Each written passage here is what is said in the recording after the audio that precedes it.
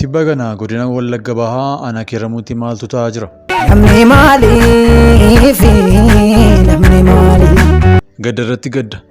Daraartuu jedhamtii barattuu yuunivarsiitii Niw Jenereeshiniitii. Mootummaan naannoo Oromiyaa waraana bilisummaa Oromoo WBO waliin marii geggeessuu hin danda'u jechuu irratti argama.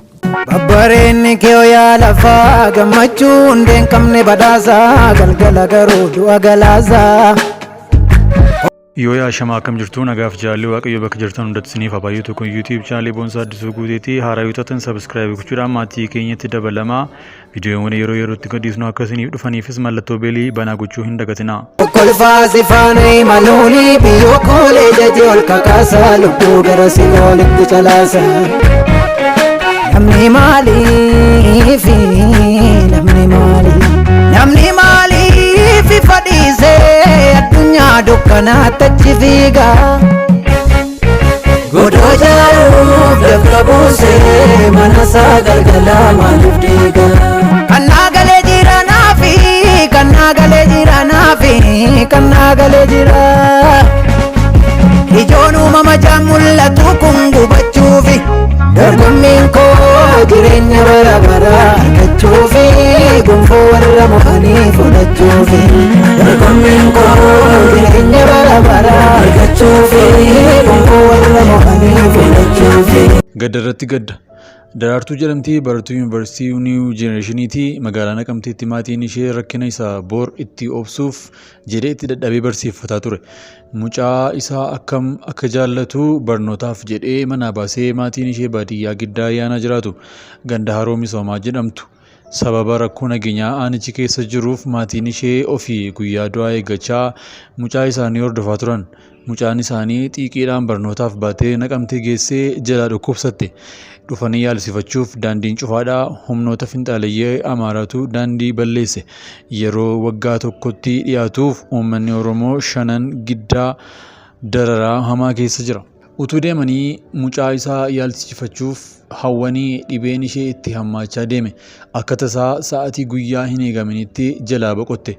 Utuu hiriyoonni wajjin dhiphatanii hafuura dhumaa baafattee addunyaatti nagaa xumuraa dhaammatte. Yaa harmee ishee, yaa abbaa ishee. Mucaa isaanii barnootatti ergatanii fayyaa ishee beekanii nagaatti hin jenne. Reeffa ishee argatanii hin awwaallanne. Akkamitti amananii fudhatu? Maal jedhama yaa fira koo? Duuteetti jedhu laata? Garaan inuma citaa? Karaa eegaa hin hafanii silaa barana waggaa sadaffaa isheeti. Xumurtee naqaqqabdii jedhanii abdatu.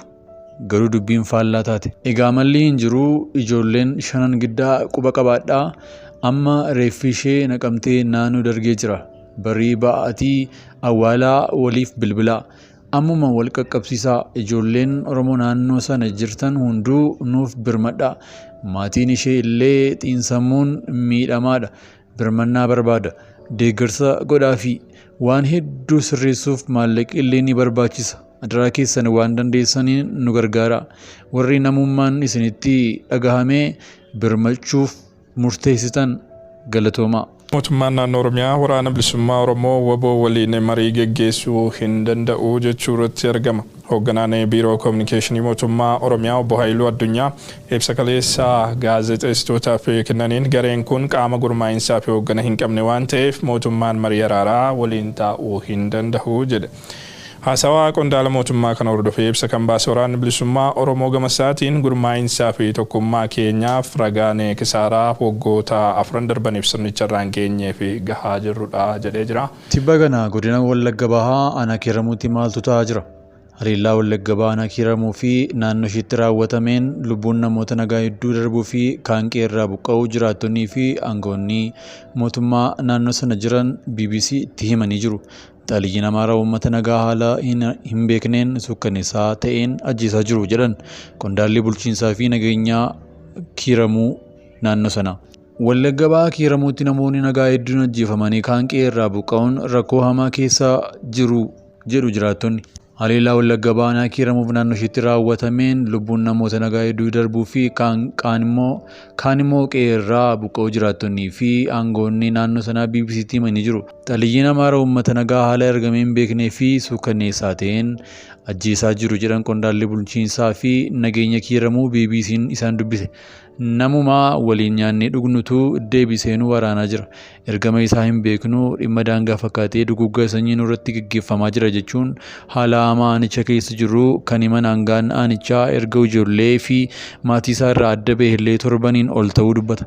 Jiraataan aanaa kiiramoo BBC'n dubbise tokko haleellaa kanaan lubbuun namoota hedduu darbuu himanii qabeenya akka jiruun gubachuu daa'imman haadhotii fi maanguddoota dabalatee buqqaanii rakkoo keessa jiru hamaadha jechuun mootummaa fi qaamni namoonni itti dhaga'amu akka birmataniif gaafatani. Namoonni ajjeefaman haleellaa tibba kanaa aanaa kiiramuutti ajjeefaman namoota nagaa ajjeefaman jedhamee BBC'n qaama walabaarraa hin mirkaneeffanne. Gareen uummanni naannichaa faannoo jedhuu fi aangawoonni naannoo ammoo Finxaaliyyaa Amaaraa ittiin jedhan kunneen aanaa kiiramuutti uummata nagaa irratti haleellaa yeroo gaggeessan kun kan jalqabaa miti. Waggoota lamaan darban keessaa yeroo garaagaraatti haleellaa isaan gaggeessaniin namoonni nagaa baay'een ajjeefamanii qabeenyi uummataa barbadaa akka ture gabaafamaa tureera. Mootummaan humna dabalataa ergus hanqinni jiraachuu kaasuun Xalayyiin Amaaraa dursanii da'oo qotatanii eeggataa waan turaniif karaatti rukutan jedhan qondaalli bulchiinsaa fi nageenya. Dabalataan godina Horroo Guduruu karaa aanaa Beedongoroo Jaardagaa Jaartee Agamsaa fi Wallagga Bahaa keessaa ammoo aanaa Giddaa Ayyaanaa ganda Alii jedhamurraa gareen hidhataa kun humna dabalatee itti bobba'aa akka jiran jiraattonnii fi aangawoonni aanichaa yaaddoo qaban himachaa jiru. Kaayyoon jara kanaa uummata buqqisuudha kan jedhan qondaalichi namootuma nagaa afaan Oromoo dubbatan ajjeesanii qabeenya barbadeessu jedhan. Jiraataa kana dabalatee uummanni baqatee jiru nyaataa fi bishaan argataa akka hin jirre kan dubbatan qondaalli mootummaa kun wayita dubbatan dhukaasni akka jiru ni himu. Bulchaan aanaa kiiramoo Bafiqaaduu Hundee wayita BBC'n bilbiluuf waraana keessa waan jirruuf dubbachuuf naaf hin mijatu jedhan. Godina Wallagga Bahaa keessaa aanaa ollaa kiiramuu kan taate Giddaa Ayyaanaa irraa qondaalli mootummaa BBC'n torban kana dubbisee Xalayyiin Amaaraa aanicha keessatti bakka gammoojjii qubatanii jiraatan irraa gara baddaa bahuun uummata nagaa ajjeesuuf qabeenya mancaasuun rakkoo homaa jiraachuu himanii jiru. Gareen kun daandii guddaa naannoo Amaaraa fi magaalaa Naqamtee wal quunnamsiisuu bakka Diichoo jedhamutti kutuun uummata nagaa irraa miidhaa geessisaa jiraachuu dubbatanii jiru. Gama biraan ammoo rakkoon nageenyaa aanichaa keessa jiru daran akka hammaatu kan taasise xuxuqqaa hidhattoonni waraana bilisummaa Oromoo waboo kan abaawoo shanee ittiin jedhan baddaarraan geessisaa jiran ta'uu himu aangaan aanaa Giddaa Ayyaanaa kun. Haa ta'u malee woboon himannaan aangaan aanichaa dhiyeessan kanaa fi yeroo garaagaraatti mootummaan ajjechaa namoota nagaa irratti raawwatamuuf himatu akka hin raawwatin dubbata. Hoogganaan Biiroo Kominikeeshinii Oromiyaa Obbo Haayiluu Addunyaa ibsa guyyoota duraa miidiyaaf kennaniin humni shororkeessaa shanee akkasumas finxaaliyyiin uummata Oromoo fi Amaaraa walitti buusuudhaaf yeroo adda addaa jeequmsa keessa jiru. Godina Horroo Guduruu Wallaggaa fi Wallagga Bahaa keessatti finxaaliyyiinii fi humni shororkeessaa shanee gocha badii yeroo isaan raawwatan ni mul'ata jechuun uummanni kana beekuu akka waloon irratti qabsaa'uu beekuu qabu dubbatan. Erga qe'ee irraa baqatanii guyyaa 3 ta'uu kan dubbatan jiraatan BBC'n dubbisee waajjira mootummaa dabalatee qabeenyi barbadaa'eeraa warra ajjeefaman kan awwaalu hin jiru. Jaartii fi jaarsii danda'anii hin deemne lagatti rakkataniiru. Dubartiin ulfaa baqachuu hin dandeenye jechuun rakkoo hamtuu keessa jiran ibsa. Akka jiraataan kun jedhanitti humna poolisii Oromiyaa dabalatee hojjettoonni mootummaa abbaa seeraa barsiisaan haleellaa raawwachaa jiruun ajjeefamanii jiru. Gama mootummaan naannoo Oromiyaatti haleellaa finxaaliyyii Amaaraa aanaa kiiramuutti uummata irratti raawwatamaa jiru ilaalchisuun wanti jedhame hin jiru. Gareen finxaaliyyii Amaaraa himannaan uummataa fi aangawoota mootummaatiin irratti dhiyaatee kanaaf deebii hin kennine. Torbanoota darban keessa finxaaliyyiin Amaaraa aanaa Jaardagaa Jaartee magaalaa Aliiboo mancaasuu isaanii jiraattonni himanii jiru. Jiraattonni magaalattii kumaatamni gara aanolee ollaa fi magaalaa Shaambuutti baqatanii. Waggoota arfan darban keessa rakkoon nageenyaa lixa Oromiyaa keessaa hammaachaa dhufee jira. Waraanni bilisummaa Oromoo lixa giddugaleessaa fi kibba Oromiyaa keessa kan socho'u yoo ta'u, hidhattoota kanneenii fi humaan nageenyaa mootummaa gidduutti waraanni gaggeeffamaa jirus rakkoo nageenyaa uummata naannichaa irraa akka bubbulu gochaa jira. Godinaalee Oromiyaa lixaa keessaa hidhattoonni WBO namoota nagaa sabaa namaaraa ta'an haleellan jedhamuun himataman turus inni garuu hin raawwanne jedha. Haa ta'u malee dhiyeenya addatti godina Horroo Guduruu aanolee bakka Jaardagaa Jaartee, Horroo Bulluqii fi Amruu akkasumas Wallagga Bahaa keessaa aanolee Kiiramuu, Giddaa Ayyaanaa fi Limuu Galiilaa keessatti finxaaliyyiin kun uummata nagaa irratti haleellaa raawwachaa jiraachuu jiraattonni naannolee kanneenii buqqaan himanii jiru. Lubbuun namoota nagaa hedduu darbeera. Kaan ammoo gara bosonaatti baqatanii kaan gara magaalota ollaatti baqataniiru. Uummata nagaa qe'ee isaa irraa buqqa'eef deeggarsi gahaan kennamaa akka hin jirre namootni BBC Afaan Oromootti himanii jiru.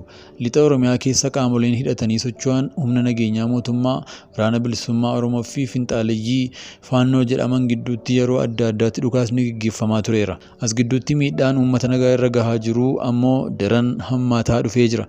Hidhattoonni WBO godina Horroo Guduruu keessaa magaalaa aanolee tokko tokko yoo qabatan dhukaasa isaanii fi humna nageenyaa mootummaa gidduutti banamuunis namoonni nagaan akka ajjeefaman ni himama.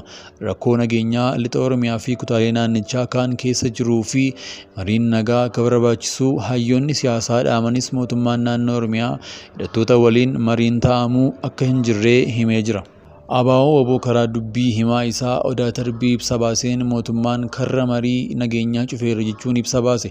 Itoophiyaan waggoota lamaan darban waraana naannoo kaabaa keessa turte keessatti lubbuun namoota 100,000 lakkaa'amuu darbuutu himama.